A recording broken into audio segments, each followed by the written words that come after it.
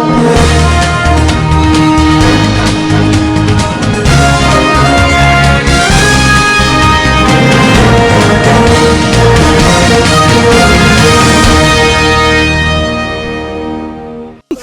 CBD के अंदर एक का भी एक सर्टिफिकेट दिखाओ। ये सरासर जितने भी आरोप लगाए गए हैं एकदम टोटल 127% गलत है आणि हे फक्त उद्घाटन केले। बीजेपी सरकार हे फेकू सरकार आहे। ये लोग कभी गए नहीं ना कोकण, ये लोग यहाँ से इधर ही बस नजदीक। आनंदजी परांजपे साहेबांना विजय मिळवून देणार। हे इंग्रजांनी जाताना सर्व काही ते सोडून गेले, ट्रेन सोडली, रस्ते सोडले, ते जाताना काय घेऊन गेले का? इथं सेनेचा उमेदवार आहे, पण सेनेचा एक तरी माणूस आहे का? ही भाड्याने घेतलेली लोक आहेत का सेनेने?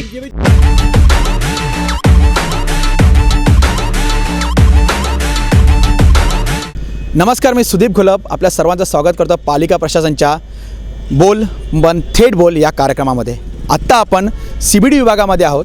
सीबीडी विभागातील नागरिकांनी आघाडीचे उमेदवार आनंद परांजपे आणि युतीचे उमेदवार राजन विचारे ह्या अनुक्रमे यांना का मतदान करायचं, कोणत्या उमेदवाराला निवडून द्यायचं याविषयी त्यांच्या पक्षातील सीबीडी विभागातील सेना बीजेपी असू दे अथवा राष्ट्रवादी काँग्रेस आणि काँग्रेसचे पदाधिकारी असू दे, नेते मंडळी जे स्थानिक आहे इथले, त्यांनी आपली भूमिका मांडायची आहे की सीबीडी वासियांनी त्यांच्या उमेदवाराला लोकसभा ठाणे लोकसभा मतदारसंघासाठी का मतदान करावं या संदर्भात। आपल्यासोबत इथे राष्ट्रवादी काँग्रेस पार्टी आणि काँग्रेसचे सीबीडीमधील पदाधिकारी आणि भारतीय जनता पार्टी आणि शिवसेनेचे पदाधिकारी उपस्थित आहेत। त्यांना सर्वात प्रथम आपण विचारणार आहोत आघाडीच्या नेते मंडळींना आणि पदाधिकाऱ्यांना की त्यांचे जे उमेदवार आहे आनंदजी परांजपे यांना सीबीडी वासियांनी मतदान का करावे। नमस्कार साहब अंकल, आपको फर्स्ट क्वेश्चन है कि सीबीडी वासियांनी तुमचे जे उमेदवार आहे आघाडीचे आनंद परांजपे ठाणे लोकसभा मतदारसंघासाठी खासदारकीसाठी उभे आहेत, त्यांना मतदान का करावं? सीबीडीत व नवी मुंबईच्या लोकांनी आनंद परांजपे त्यांनी गेल्या 10 वर्ष लोकसभेमध्ये आपला आवाज उडवलं आणि ताणे कलवा लाईन असू दे, ताना बेलापूर लाईन असू दे, नवी मुंबईचे एअरपोर्टचे प्रकल्प असू दे, सिडकोची पुनर्वसनचे प्रश्न असू दे आणि नवीन कॉरिडॉर असू दे, हे सर्व कामासाठी त्यांनी नेहमी फॉलोअप केलेलं आहे आणि प्रत्येक आपला प्रश्न नेहमी लोकसभेमध्ये त्यांनी भांडलेलं आहे। तिकडं जाऊन फक्त गप्प बसून चपातीसाठी मारामारी करून आला नाही आहे, त्यांनी कामं केलेलं आहे। म्हणून आनंद परांजपे आणि आदरणीय शरद पवार आणि आदरणीय सोनियाजी गांधी, आदरणीय राहुल गांधी यांच्या नेतृत्वात असलेल्या UPAच्या उमेदवाराला आपण मतदान करावं असं आमची विनंती आहे। धन्यवाद साबूजी। तर आपल्यासोबत इथं शिवसेनेचे आणि भारतीय जनता पार्टीचेही इथं नेते मंडळी आहे, पदाधिकारी आहे सीबीडीमधील, त्यांनाही आपण विचारणार आहोत की नक्की त्यांचे जे उमेदवार आहे राजन विचारे यांना सीबीडी वासियांनी का मतदान करावं। संजय जी, मैं आपको पूछना चाहता हूँ कि सीबीडी के लोगों ने, सीबीडी के नागरिक के सीबीडी विभाग में जो रहते उन्होंने आपके जो उम्मीदवार है युति के शिवसेना के राजन जी विचारे, उनको वोटिंग क्यों करना है, उनको चुन के क्यों देना है, क्या बताओगे आप इसके बारे में? सबसे पहले तो मैं अपना नाम जाहिर करना चाहता हूँ। संजय ओबराय सीबीडी का रहवासी हूँ और शिवसेना भाजपा युति RPI युति के उम्मीदवार के लिए हम जो प्रचार कर रहे हैं उसमें राजन विचारे जी, जैसे आप बोल रहे हो कि राजन विचारे जी को क्यों वोट डालना है, वोट इसीलिए डालना है कि जितनी भी डेवलपमेंट हुई है आज तक इसके पहले कभी नहीं हुई है। उसके बावजूद आज देखो थाना डिस्ट्रिक्ट का एक एग्जांपल ले लो, थाना डिस्ट्रिक्ट में जो मेंटल हॉस्पिटल के बाजू में जो रेलवे स्टेशन बनाना था वो राजन विचारे जी ने किया, क्लस्टर डेवलपमेंट के लिए परवानगी दिया। मीरा भाईंदर रोड देख लो, मीरा भाईंदर में जितने भी गार्डन थे उनका सुशुद्धिकरण किया। और सबसे बड़ी बात ये है कि उत्तन गांव में जो मच्छी मारते उनके लिए उन्होंने बड़ी बड़ी सुविधाएं उनको दी हैं। और कोपरी गांव का जो रोड था, जो ब्रिज था, वो जर्जर इमारत बन गई थी। आज उन्होंने उसको रिपेयर करके 8 वे का जो बनाया है वो बहुत उच्च क्वालिटी का बनाया है। दूसरी बात है मेट्रो ट्रेन पकड़ लो, क्लस्टर डेवलपमेंट पकड़ लो, पानी का यातायात पकड़ लो, बहुत से प्रोग्राम किए हैं राजन विचारे जी ने। और इसीलिए हम बोलते हैं कि इतना डेवलपमेंट आज के पहले किसी ने नहीं किया। इसीलिए हम बोलते हैं कि राजन विचारे जी को और हमारे मोदी जी के अंडर जो राजन विचारे जी आगे भी डेवलपमेंट करेंगे, इससे दुगनी डेवलपमेंट होगी।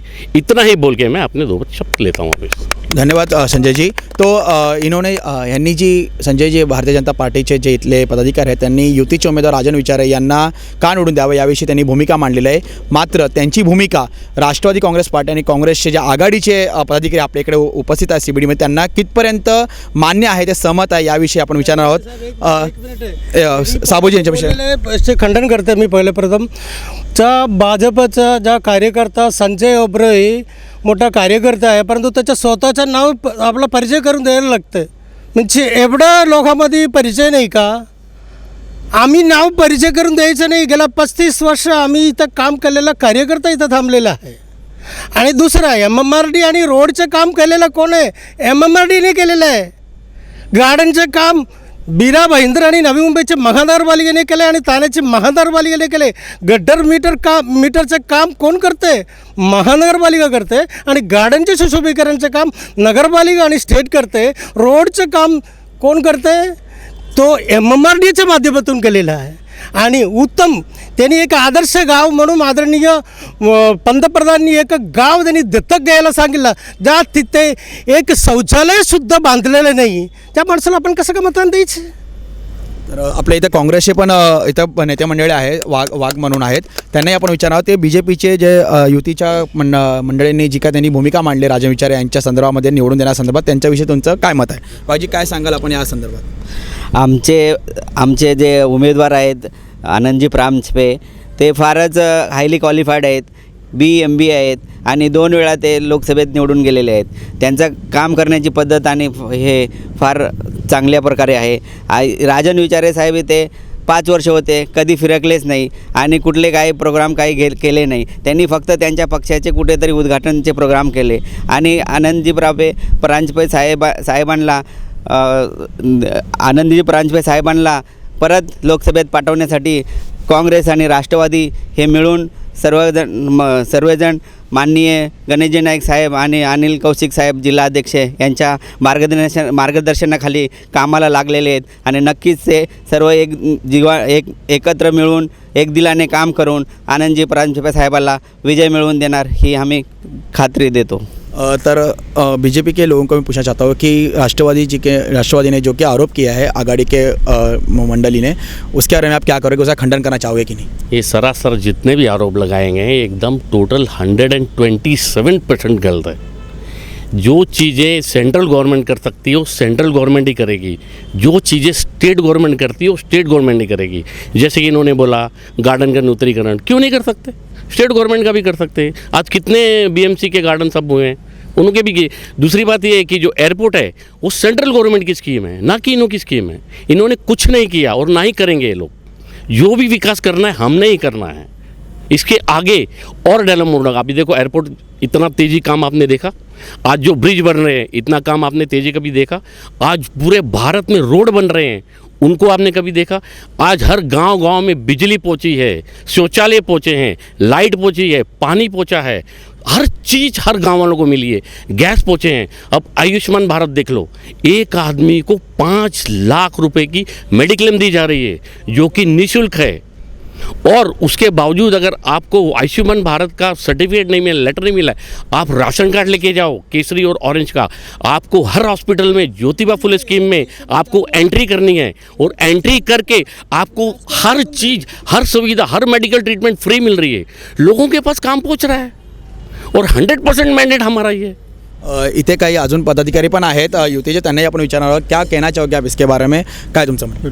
माझे मित्र साबुडे यांनी सुरुवातीलाच सांगितलं की आनंद परांजपे यांनी गेली 10 वर्ष लोकसभेत आवाज उठवला, पण मला त्यांना सांगायचं की आनंद परांजपे शिवसेनेच्या वतीने फक्त एकदाच इथून निवडून गेले आणि ते फक्त 6 महिने होते आणि त्याच्यानंतर आदरणीय संजीवजी नाईक आणि नंतर राजन विचारे यांनीच केलं। तर ते 10 वर्षात काय तरी प्रश्न उचलला हे लोकांना सरासर माहिती आहे। त्यामुळे आता आम्हाला जसं म्हणतात खोटं बोलू नका, मी पण त्यांना सांगतो की खोटं बोलू नका, रेटून बोला पण खोटं बोलू नका, कारण ते 10 वर्ष कधीही लोकसभेमध्ये गेले नाही आणि त्यांनी कुठे आवाज केले नाही। गेल्या वर्षी ते कल्याण लोकसभा मतदारसंघात उभे राहिले, तिथून ते पराजित झाले। मग त्यांनी कधी लोकसभेची कामं केली आणि कधी आवाज उठवला हे आम्हाला पण माहिती नाही। आणि ते कल्याण लोकसभा विधानसभेचे तर इथं असते, मग इथं त्यांना ठाण्यामध्ये लोक का निवडून देतील याचं त्यांनी उत्तर द्यावं। का आणलं त्याला इकडे? वाघमारे साहेब आपल्यासोबत आहे, ज्येष्ठ काँग्रेसचे पदाधिकारी आहेत, ते आपलं मत मांडतील। पहिल्यांदा तुम्ही हा जो कार्यक्रम घेतलेला आहे हा खूप स्तुत्य कार्यक्रम आहे आणि त्यामुळे तुमचे आम्ही आभारी आहोत. दुसरं, माझे मित्र संजय ओबेराय माझे मित्र संजय ओबेराय यांनी जे सांगितलं की हा कार्यक्रम CBDसाठी ठेवलेला आहे, पण संजय ओबेरायने जे काही सांगितलं ते ठाण्याचं सांगितलं. म्हणजे या नव्या मुंबईसाठी काय केलं ते नाही, फक्त ठाण्याचंच सांगितलं. पण कितीतरी प्रोजेक्ट असे आहेत की वसई विरार ते दिवा हा प्रोजेक्ट कॉरिडॉर किती दिवसापासून तसाच पडलेला आहे. दिवा टू पनवेल हा किती प्रॉफिटेबल मार्ग आहे, तिथून इंडस्ट्री जाते, त्याच्याबद्दल काहीही झालेलं नाही. आज तुम्ही पाहताय की आपण नव्या मुंबईमध्ये राहतो, हार्बर लाईनवर राहतो. हार्बर लाईन हा सगळ्यात इव्हन पश्चिम रेल्वेपेक्षासुद्धा आपला हा हार्बर फायदेशीर आहे रेल्वेला. तरीसुद्धा इकडं फक्त 2च म्हणजे स्लो गाड्या चालतात, फास्ट गाड्याबद्दल काहीही यांनी केलेलं नाही. पुन्हा जो 4 पदरी करायचा यांचा जो विचार आहे तो नाही आहे. पनवेल सगळ्यात महत्त्वाचं म्हणजे या लोकांना काँग्रेसच्या काळामध्ये इतकी चांगली रेल्वे स्टेशन्स मिळाली नव्या मुंबईमध्ये, पण त्याच्यानंतर यांना त्या कुठल्या रेल्वे स्टेशनमध्ये टाईल्स पडल्या तर त्या टाईल्ससुद्धा लावणं झालेलं नाही. म्हणजे हा यांचा नाकर्तेपणा आहे. आणि पुन्हा की हा जो पनवेलला इतकं मोठं जे काही कॉरिडॉर झालेलं आहे त्याचं शिडकोनी डेव्हलपमेंट करून ठेवलेलं आहे, पण यांना फक्त पनवेल टू कर्जत हा मार्गसुद्धा करता येत नाही. तो जो मार्ग पहिल्यांदा एकेरी झालेला आहे तो काँग्रेसच्याच राज्यामध्ये झालेला आहे. नव्या मुंबईला या ठाणे लोकांनी नेहमीच सापत्न वागणूक दिलेली आहे. त्यामुळं यांना नव्या मुंबईतील लोकांना मतं मागण्याचा काहीसुद्धा अधिकार नाही आहे. आणि हे जे सांगतात की आम्ही स्वच्छता अभियान केलं, किती स्वच्छता अभियान फक्त आणि फक्त जाहिरातीसाठी केलेले आहे. हे इतके संडास बांधले म्हणत आहेत, कुठले संडास चालू आहेत? आजसुद्धा तुम्ही ग्रामीण भागामध्ये जा, ते संडास फक्त भ्रष्टाचार झालेला आहे, पैसे घेतलेले आहेत आणि ते पुन्हा ते रस्त्यावरच बसत आहेत. ही वस्तुस्थिती आहे, ही ते मान्य करत नाहीत. आत्ताच राज ठाकरेंच्या याच्यामध्ये ते जे गाव दाखवलं एक की डिजिटल व्हिलेज म्हणून, त्याची काय अवस्था झालेली आहे तुम्ही स्वतः पाहिलेली आहे. आणि त्यामुळं अशा ह्या फेकू सरकारला की या लोकांनी ज्या काही हे की हम काला धन लाएंगे 15 लाख दे देंगे, काय आले का तुमच्याकडे? की एक सिर गया तो 10 लाएंगे, आणले का याने? काहीही केलेलं नाही, फक्त आणि फक्त फेकू सरकार आहे. आणि या फेकू सरकारला फेकून द्यायला पाहिजे, एवढीच आमच्या आघाडीतर्फे विनंती आहे जनतेला. तर अशा प्रकारे आघाडीच्या नेत्यांनी मी सांगितलं आहे की हे फेकू सरकार आहे, ह्यांना फेकून द्यायला पाहिजे. याविषयी BJPच्या पदाधिकाऱ्यांना विचारणार आहे CBDच्या की नक्की तुमचं म्हणणं है क्या राय है आपके इसके बारे में जो आरोप लगाया है कांग्रेस वालों ने? आरोप तो बहुत ही लगाते हैं. जैसे आज ही एक आरोप सुप्रीम कोर्ट ने खारिज किया है कि चौकीदार चोर है. राहुल गांधी को माफ़ी मांगनी पड़ी है. बराबर है, मांगनी पड़ी. आपको भी शायद पता, आप पत्रकार ही हैं, तो राहुल गांधी को इसके ऊपर माफ़ी मांगनी है. और भी हम बहुत माफ़ियाँ मंगवाएंगे इनसे. और ये फेंकू कह रहे हैं ना, ज़रा हाईवे पे निकल के देखिए. ये राज ठाकरे पोपट का नाम ले रहे ना, ये पोपट वोपट का नाम मत लो, ये खरीदा हुआ है. उसको खुद उसकी पार्टी के वोट नहीं डालते, इसके लिए वो दूसरे को सपोर्ट कर रहा है. तो ऐसे लोगों का नाम मत. एक क्या बोलते हैं, शौचालय बांधने के अंदर भ्रष्टाचार हो गया. आप एक तो खड़ा करो. आप जितने भी आरोप लगाते हो वो क्यों नहीं आप जाते हो सुप्रीम कोर्ट के अंदर केस करने के लिए? क्यों नहीं खड़े रहते हो कि सुप्रीम कोर्ट के अंदर के राफेल का क्या हुआ? पैसा खाया है 30,000. अंबानी इतना भिखारी हो गया कि वो 30,000 इसको दे. और मोदी के पास क्या है? कुछ भी नहीं है. क्या लेके आया था? झोला लेके आया, झोला लेके जाएगा. लेकिन बड़े बड़े कंटेनर भर के कौन जाता है सबको पता है. 10 साल मौन सरकार थी. अभी बोलने वाली सरकार आई है, आंखें दिखाने वाली सरकार आई है. आंख में आंख डाल के बात करने वाले लोग हैं हम लोग ऐसे झूठे इल्ज़ाम नहीं लगाते हैं. हमारे पास सच्चाई है. इतने 5 साल से हम लोग राज कर रहे हैं, एक भी केस बताओ भ्रष्टाचार का. झूठे इल्ज़ाम लगा के क्या बात है? मैं अभी आपको बोलता हूँ आप चोर है, क्या आप चोर हो जाओगे? मेरे को साबित करना पड़ेगा. आपको साबित करके दिखाओ. त्यांनी जो आरोप केलेला आहे की भ्रष्टाचार, तुम्ही जो आरोप केला तुमच्या आघाडीतल्या नेते मंडळांनी, त्यांनी सांगितलं आहे की तुम्ही एकही भ्रष्टाचाराचा जो आरोप केला आहे तो तुम्ही प्रूव्ह करून दाखवा, तुम्ही का कोर्टामध्ये जात नाही, का केस करत नाही, ह्याच्याविषयी तुम्ही काय सांगाल? यशपाल बागल सिंगला काही माहिती नसेल राजकारणाविषयी. टोटल त्याचे 100 गुन्हे आमच्या राष्ट्रवादी पक्षाकडे आहेत. ते 100 गुन्हे आजपर्यंत घोटाळे केलेले आहेत. आणि त्या यशपाल बागल आणि आपले सुर्वे काय संजय ओबेरॉय ह्या लोकांना काही राजकारणाची काही देणं घेणं नाही. ज्यावेळेस संसदेमध्ये जाऊन जो माणूस प्रश्न उपस्थित करतो तो राजनिचारे 71 बार 5 वर्षातून 71 बार नवी मुंबईसाठी काही प्रश्न उद्भवलेला आहे संसदमध्ये, तर दाखवून द्यावं. हे साबों कल आप क्या कहोगे? उन्होंने सीधा सीधा कहा है कि आज राहुल गांधी जी ने माफ़ी मांगनी पड़ी, चौकीदार चोर है इस स्टेटमेंट के ऊपर, वो और माफ़ी मंगवाएंगे करके बोला है, आपने क्या करो? अरे चौकीदार सोरद है क्या? जिस टाइम मल्लिया ने फ्लाइट पकड़ के जेटली को मिलके फ्लाइट पकड़ के यूके गया, चौकीदार सोरद है क्या? मोदी जी ने, नीरव मोदी जी ने जिस प्रकार से बोल गया था उस टाइम चले गया, चौकीदार सोरद है, चौकीदार सोरद है। और भी 50 जन का उदाहरण बोलने के लिए मेरे पास है।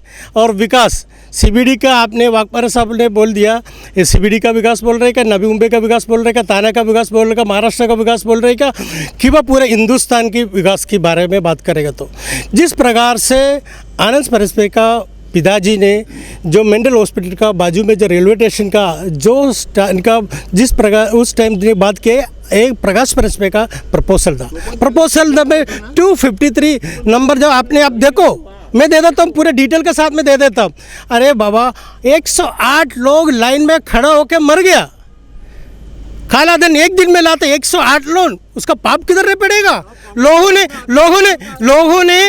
ने तिजोरी में पैसा रखा था, अरे 108 लोग मर गया, कितना लोग 4000 लोग सुसाइड किया, किसान लोग 4000 लोग सुसाइड किया, ये सब किधर था? अरे रेलवे स्टेशन और कौन सा एक स्कीम का बारे में, कौन सा भी एक स्कीम का बारे में आदरणीय हमारा नेता लोग बता रहा था, कौन सा जनगण योजना, मैं बोल रहा हूँ आप सीबीडी का अंदर एक का भी एक सर्टिफिकेट दिखाओ, जो बोल जाते हम हार जाते हैं।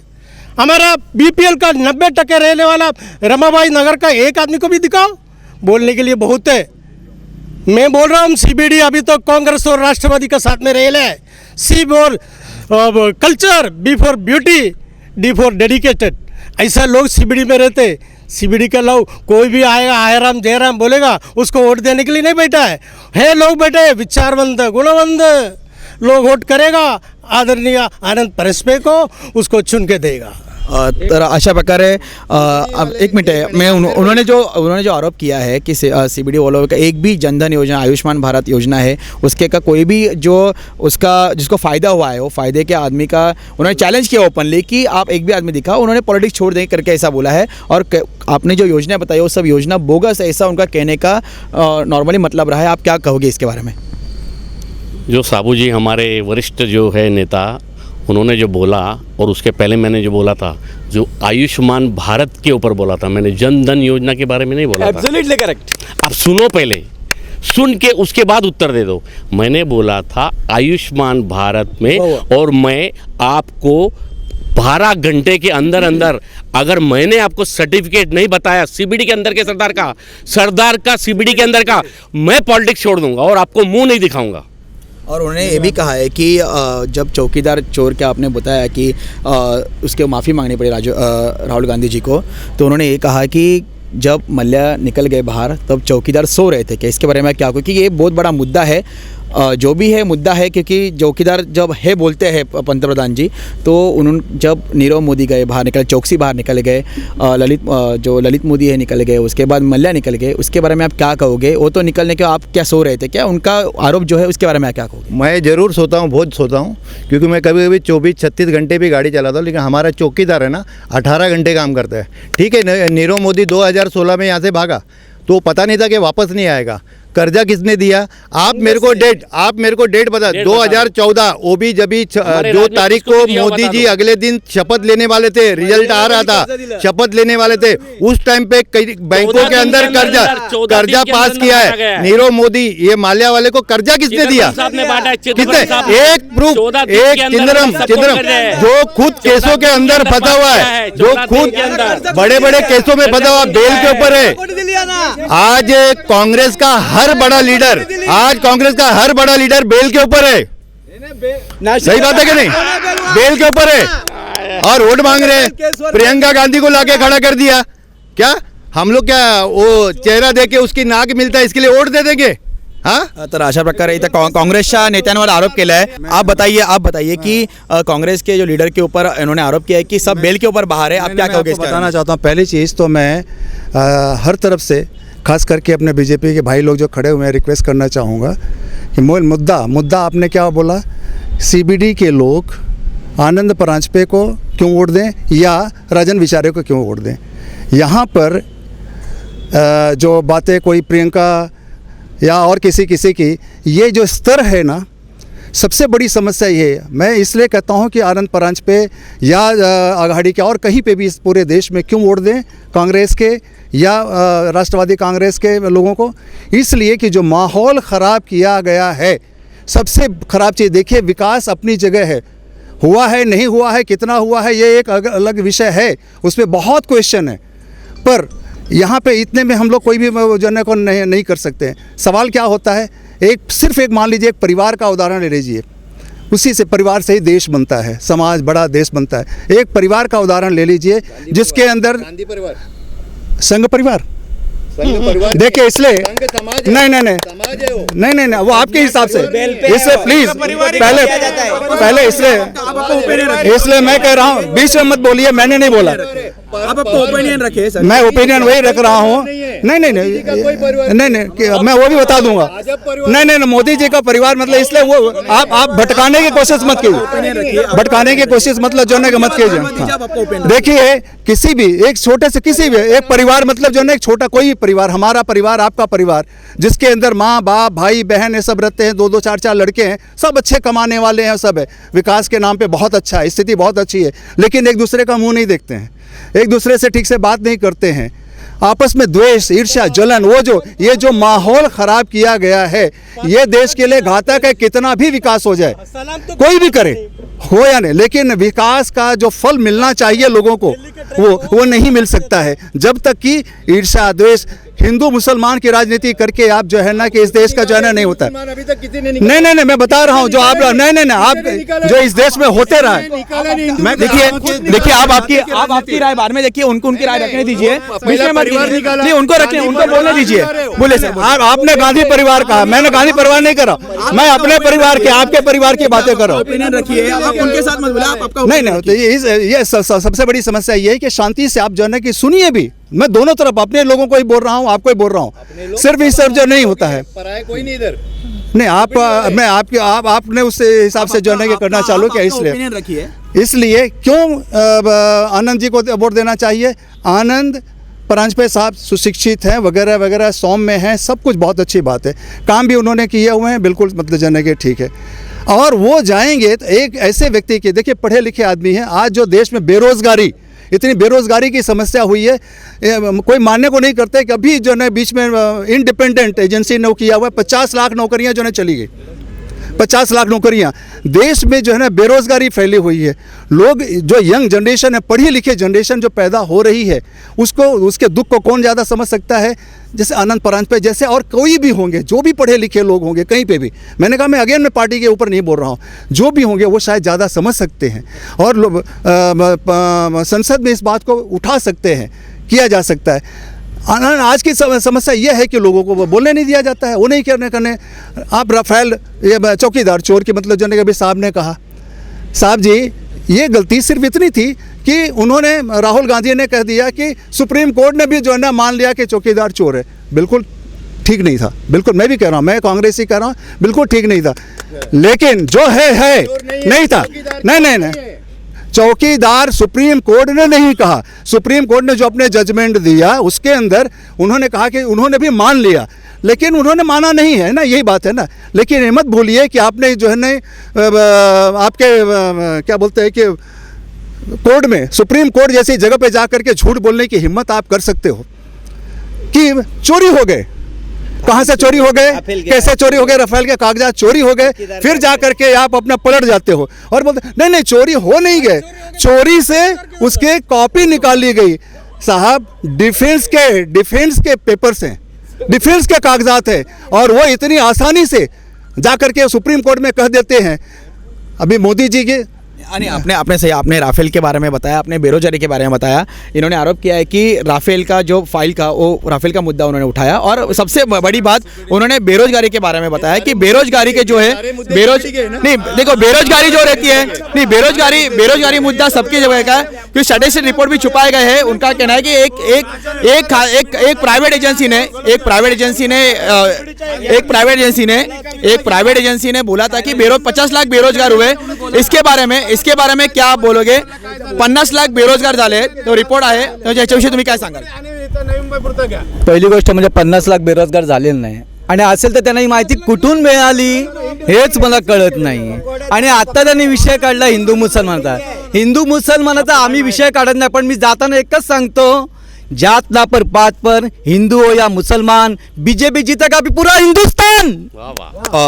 उन्होंने लास्ट क्वेश्चन के बाद जा रहा हूँ, क्या बताओगे? उन्होंने आरोप किया है कि ऐसा कुछ बेरोजगारी हुआ नहीं है, कुछ हुआ नहीं है। उनका एक ही साहब अंकल सुन लीजिए आप, उनका ऐसा कहना है कि आपको रिपोर्ट कहाँ से मिले, स्टैटिस्टिक्स कहाँ से मिली, जो रिपोर्ट आपके पास है वो गलत है, क्योंकि बेरोजगार तो सब जगह है, CBD में भी रह सकते हैं बेरोजगार। आपने जैसे आरोप लगाया है, इसके बारे में आप क्या कहोगे? देखो बेरोजगारी पूरे हिंदुस्तान का statistics report Apna department, government of India का डिपार्टमेंट है। हर एक स्पोकन फोन में अपना CBD में जो कोर्ट है, जूना कोर्ट है, वो बिल्डिंग में 6th फ्लोर पे आप जाएगा तो जो पूरा अपन को डिटेल मिलेगा, आपको दूसरा किधर भी जाने की ज़रूरत नहीं है। दूसरा ये चीज़ को मैं तो एकदम खंडन नहीं कर रहा हूँ। आपको मालूम है हमारा घर पे कितना बेरोजगारी है, आपको भी मालूम है आपका घर पे कौन है।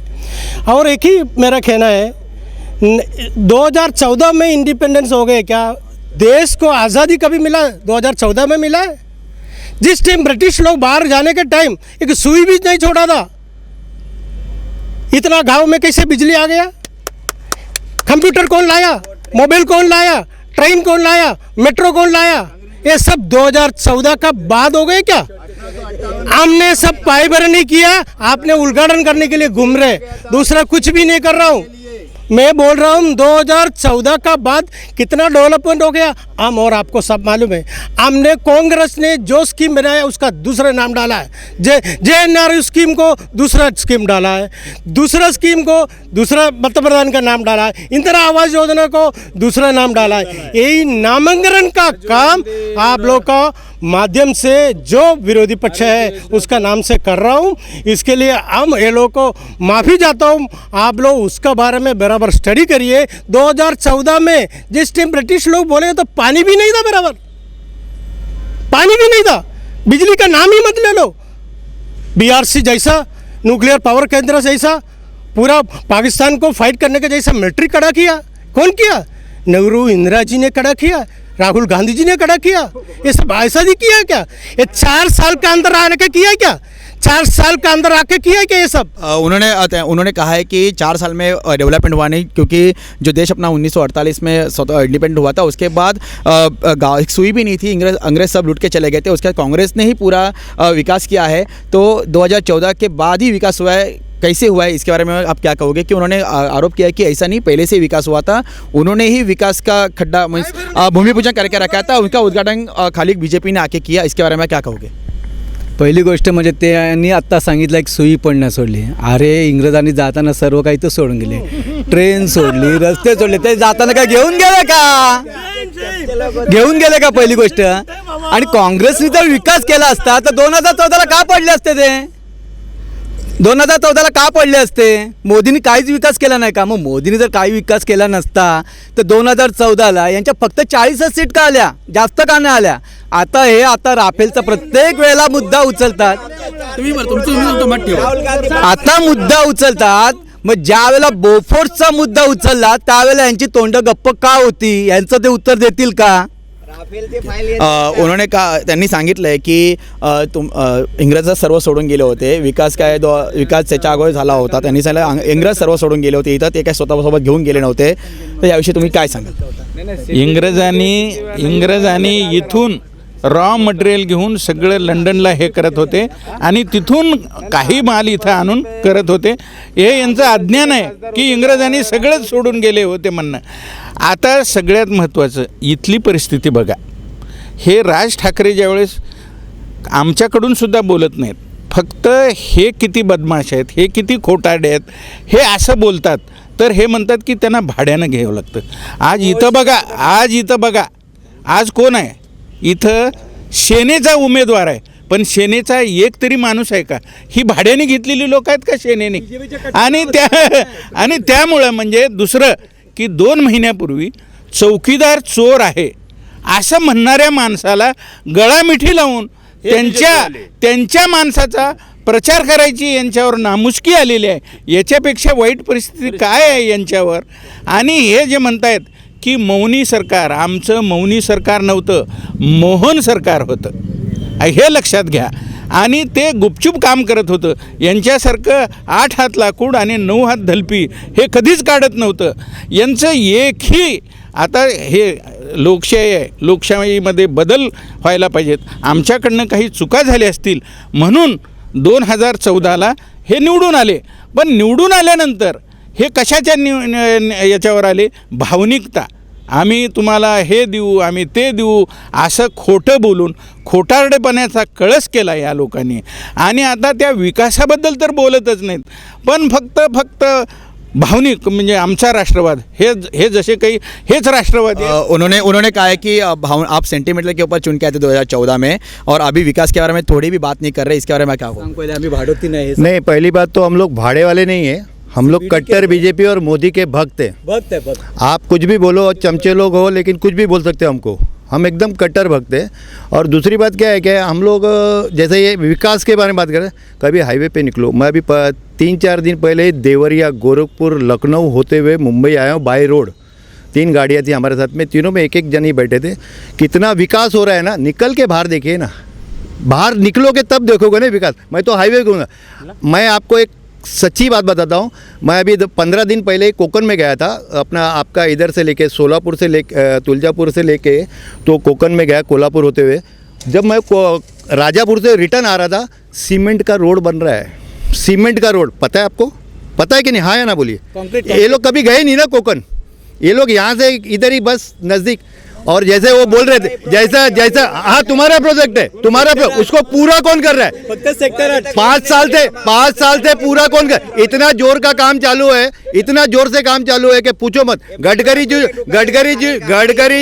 मेट्रो का जरूरत नहीं है, इतनी जरूरी नहीं है अभी मेट्रो.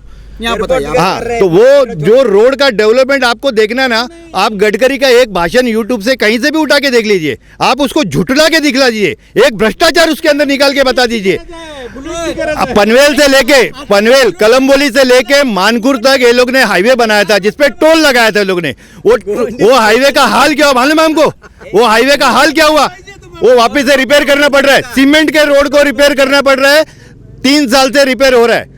अभी ये हर पुल को हम लोग रिपेयर कर रहे हैं क्योंकि ट्रैफिक में जाम ना लगे. अरे कोई भी एक गाड़ी उधर जाके खराब हो जाती है पुरानी और जाम लग जाता है, कौन गाली किसको देता है? मोदी. जैसे मोदी ने रोड बनाया. तो इन्होंने कहा है कि रोड बने, अच्छे से रोड, सीमेंट के रोड बन रहे हैं अपने देश में. इसके बारे में क्या आप इसके बारे में क्या करोगे? खासदारांच्या माध्यमातून केलेल्या कामाबद्दल चर्चा करण्यासाठी आपण सर्व एकत्र इथं आलेला आहे. परंतु MSRDCच्या माध्यमातून आदरणीय अशोक चव्हाण साहेब ज्यावेळी अवॉर्ड केलेल्या कामाची आता कम्प्लिशन काम आत्ता हायवेचे चालू आहेत. आम्ही बांधल्या, कळस हे चढिल्यात आणि दुसरा काहीच नाही. दुसरा मंदिर आम्ही बांधल्या. ही सर्व गोष्टी आम्ही रोड बनवला. राजापूरला ज्या रोडचं कॉन्ट्रॅक्ट कोणाला कधी अवॉर्ड केलेला फक्त बघायला सांगा. आणि कोकण मुंबई टू गोवा तो रोड कधी अवॉर्ड केले? छगन भुजबळ साहेबांनी अवॉर्ड केलेलं काम आहे. काय सांगाल तुम्ही बोलत होते की त्यांनी रस्त्याविषयी त्यांना मुद्दा उपस्थित केला, तेव्हा तुम्ही तुमचं मत मांडायचा प्रयत्न करत होते. काय नक्की तुमचं मत आहे? मी बोलतो हे 2014-2013 ह्या साली पूर्ण ह्या MSRDC MMRD हे पूर्ण टोटल वर्क ऑर्डर आणि कामाचे हे झालेले आहेत काँग्रेस आणि राष्ट्रवादीच्या काळात. आणि हे फक्त उद्घाटनं केलेत. BJP सरकार हे फेकू सरकार आहे. हे 15-15 लाख देतो म्हणले दिलेत का? 15-15 लाख दरवर्षी 2 लाख लोकाला नोकऱ्या देतो म्हणले दिलेत का? रोजगार 2 करोड लोकाला रोजगार देतो म्हणले दिलेत का? हे सर्व फेकू सरकार. हे केव्हाही फक्त 5 वर्षासाठी सत्तेमध्ये येतो. त्याच्यानंतर 10-15 वर्ष तो सत्तेमध्ये राहणार नाही. हे मी लिहून देतो तुम्हाला 2019ला हे सत्तेच्या बाहेर फेकले जातील. हे तर अशा प्रकारे सिबडी विभागामधल्या जे नागरिक आहे, जे नेते मंडळी आहे, राष्ट्रवादी काँग्रेस पार्टी, काँग्रेसचे, आघाडीचे आणि शिवसेनेचे आणि भारतीय जनता पार्टीचे, युतीचे, त्यांनी आपापले मतं मांडलेली आहे. त्यांनी त्यांच्या उमेदवाराला मतदान का करायचं, त्यांच्या पक्षाला का निवडून द्यायचं याविषयी त्यांनी त्यांची मतं मांडली आहे दोन्ही पक्षांनी. तर सिबडीवासियांनी यापुढे ठरवायचं आहे, त्यांनी ठरवायचं आहे की नक्की कोणाला मतदान करायचं आहे. त्यांनी स्थानिक पदाधिकारी त्यांनी त्यांची मतं मांडलेली आहे या विषयावर. आणि ह्या सर्व गोष्टींवरती, ह्या बाबींवरती कोणाकोणाला मतदान करायचं हे त्यांनी त्यांचं ठरवायचं आहे. कॅमेरा पर्सन प्रकाश धुपेसोबत मी सुदीप घोलप, पालिका प्रशासन, CBD, नवी मुंबई.